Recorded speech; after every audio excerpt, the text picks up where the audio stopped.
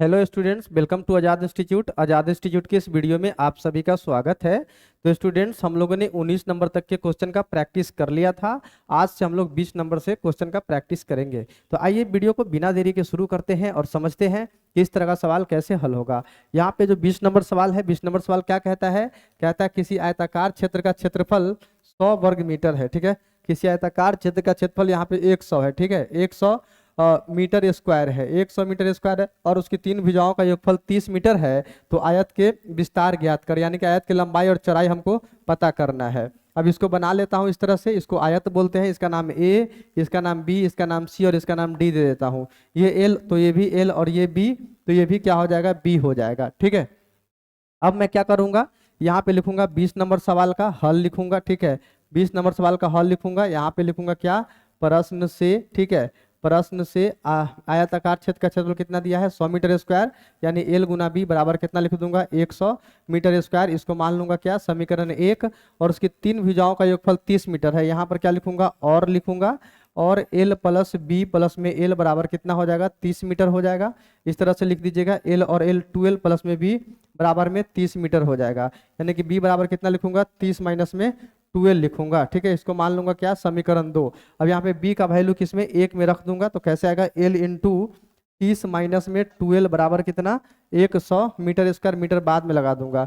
30 L minus में 2 L square बराबर में 100 हो जाएगा। यानी कि माइनस में 2 एल स्क्वायर प्लस में 30 एल प्लस में 100 इधर आ जाएगा तो माइनस में 100 बराबर में 0 हो जाएगा। ठीक है, यहाँ पर क्या हो जाएगा? माइनस कॉमन ले लूंगा।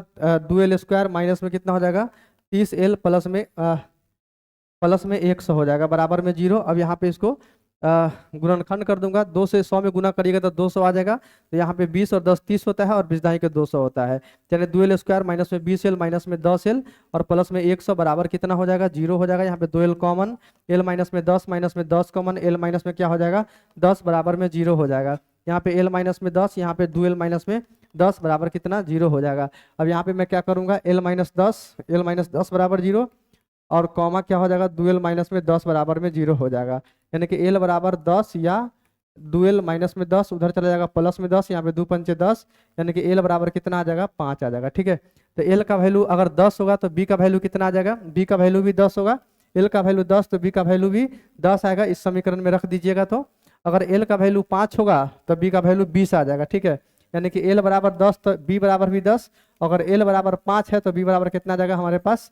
20 आ जाएगा। ठीक है, तो इसका जो विस्तार होगा 10/10 का होगा या 5/20 का हो सकता है। इसका दो आंसर हो जाएगा। ठीक है, तो ये चीज आपको समझ में आया होगा। इस तरह से हम इसको सॉल्व करते हैं। ठीक है, आगे बढ़ते हैं, अगला सवाल समझते हैं। अगला सवाल कैसे हल होगा? ठीक है,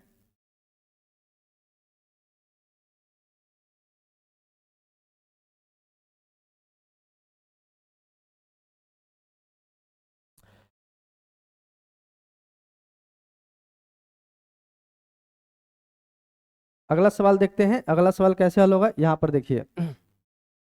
कह रहा 800 मीटर स्क्वायर क्षेत्रफल वाला एक आयताकार बगिया बनाया जा सकता है जिसकी लंबाई चौड़ाई की दोगुनी हो। ठीक है, ये आयताकार बगिया है।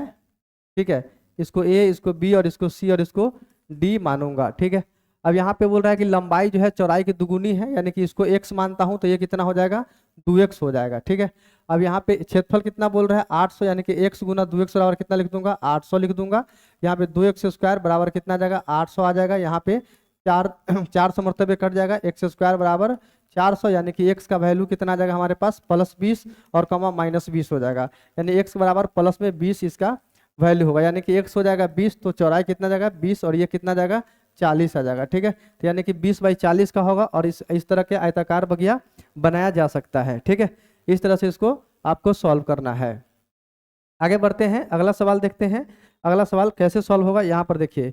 किसी आयताकार कमरे की लंबाई उसकी चौड़ाई से 2 मीटर अधिक है। ठीक है, चौड़ाई से 2 मीटर अधिक है। कौन क्या अधिक है? लंबाई। इसको ए, बी, इसको सी और इसको डी मानूंगा। ये एक्स है तो ये क्या हो जाएगा? एक्स प्लस में 2 है। ठीक है, ये एक्स तो ये भी एक्स और ये एक्स प्लस 2 तो ये भी क्या हो जाएगा?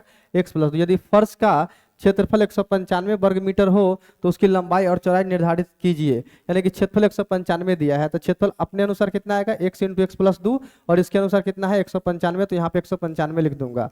यहाँ पे एक्स स्क्वायर प्लस में 2x प्लस 195, इधर आ जाएगा तो माइनस में 195 हो जाएगा। अब एक्स स्क्वायर, अब 2x को इस तरह से तोड़ना है कि जोड़ घटा के 2x और गुना करके 195 आना चाहिए। तो 195 का मैं पहले गुणनखंड कर देता हूँ। 5 से 5 तिहाई 15, और यहाँ पे 4 5 5 नवा 45, 3 से 13 तिया 39 आ जाएगा, यानी कि 15 और 13 में टूट जाएगा। 15x माइनस में कितना, 13x माइनस में 195 बराबर में कितना, 0। यहाँ पे x इंटू में x प्लस में 15 और माइनस में 13 इंटू में x प्लस कितना हो जाएगा, 15 हो जाएगा, बराबर कितना, 0 हो जाएगा। दोनों जगह x प्लस 15 कॉमन, और यहाँ पे x माइनस 13 बराबर कितना, 0 हो जाएगा। अब यहाँ पे x प्लस 15 बराबर 0 और कॉमा x माइनस 13 बराबर 0 हो जाएगा। प्लस में 15 उधर चला जाएगा माइनस में 15, और माइनस में 13 उधर चला जाएगा तो प्लस में 13 हो जाएगा। यानी कि यहाँ पे बात करूँ तो ये लंबाई कितना आ जाएगा, हमारे चौड़ाई कितना आ जाएगा, 13 आ जाएगा, और ये वाला लंबाई कितना आ जाएगा, 13 और 2 15 आ जाएगा। ठीक है, यानी कि 13/15 का इसका डायमेंशन हो जाएगा, विस्तार हो जाएगा, लंबाई और चौड़ाई भी पता चल गया। इस तरह से हम सवाल को सॉल्व करते हैं। अगला सवाल देखते हैं। अगला सवाल कैसे सॉल्व होगा, यहाँ पर देखिएगा, यहाँ पर देखिए 21 के दूसरा नंबर सवाल क्या कहता है। कहता है किसी आयताकार मेजपोश की चौड़ाई लंबाई से 20 सेंटीमीटर कम है और इसका क्षेत्रफल 6300 वर्ग सेंटीमीटर, तो इसकी लंबाई ज्ञात करें। ठीक है, तो यहाँ पे मान लेता हूँ ये क्या है, ये आयत है। ठीक है, इसको मान लूंगा x, तो इसको ये कितना हो जाएगा, x माइनस 20, x प्लस में 20 हो जाएगा। ठीक है, ये लंबाई से 20 कम है। ठीक है, यहाँ पे क्या लिखूंगा, माना कि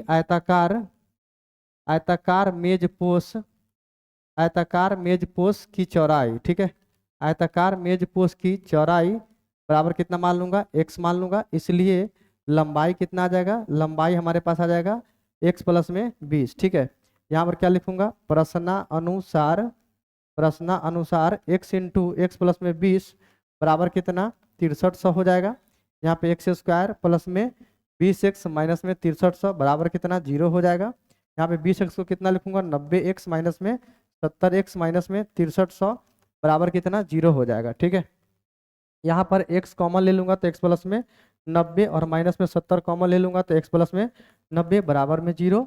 यहाँ पे x प्लस में 90 इंटू में x माइनस में 70 बराबर 0। ठीक है, अब यहाँ पे या तो x प्लस 90 बराबर 0 हो जाएगा, या x माइनस में 70 बराबर 0 हो जाएगा। प्लस में 90 उधर चला जाएगा तो माइनस में 90, और माइनस में 70 उधर चला जाएगा तो प्लस में 70 हो जाएगा। ठीक है, तो यहाँ पे एक चौड़ाई 70 आ गया, तो लंबाई कितना हो जाएगा, 70 और 20 90 हो जाएगा। ठीक है, यही हमारा आंसर हो जाएगा। इस तरह से आपको सवाल को सॉल्व करना है।